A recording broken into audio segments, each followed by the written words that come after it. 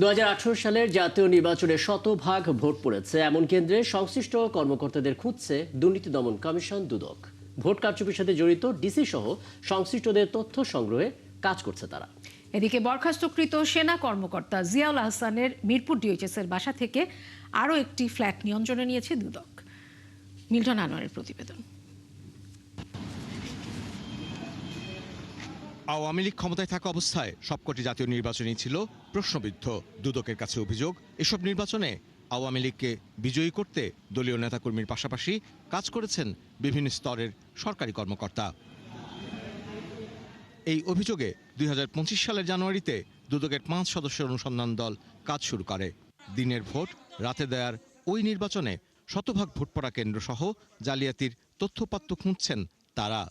নির্বাচন কেন্দ্রিক একটা অনুসন্ধান দুদকে চলমান রয়েছে এবং অনুসন্ধানকারী টিম, এটা জানেন যে দুদকের একজন উপপরিচালকের নেতৃত্বে 7 সদস্যের একটি টিম অনুসন্ধান কার্যক্রম পরিচালনা করছে।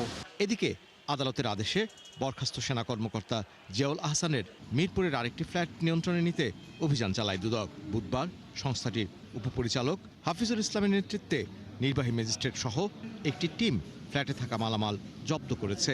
অনুসন্ধান কিংবা তদন্ত কর্মকর্তা বিজ্ঞ আদালতের আদেশে ক্রোক আদেশকৃত সম্পদ রিসিভার দিয়ে থাকে এবং রিসিভার নিয়োগের প্রেক্ষিতে ফ্ল্যাট কিংবা স্থাবর সম্পদগুলো জব্দ তালিকা করে বা আমরা দুদকের ভাষায় বলা হয় ইনভেন্টরি করার প্রেক্ষিতে পরবর্তীতে আইনানুগ ব্যবস্থা গ্রহণ করেন। এর আগে 22 জুলাই জিয়াউল আহসানের জলসিঁড়ি আবাসিক প্রকল্পের বাসায় সাদা সোনাসহ শত কোটি টাকার সম্পদের প্রমাণ পায় দুদক। মিল্টন আনোয়ার, 71, ঢাকা।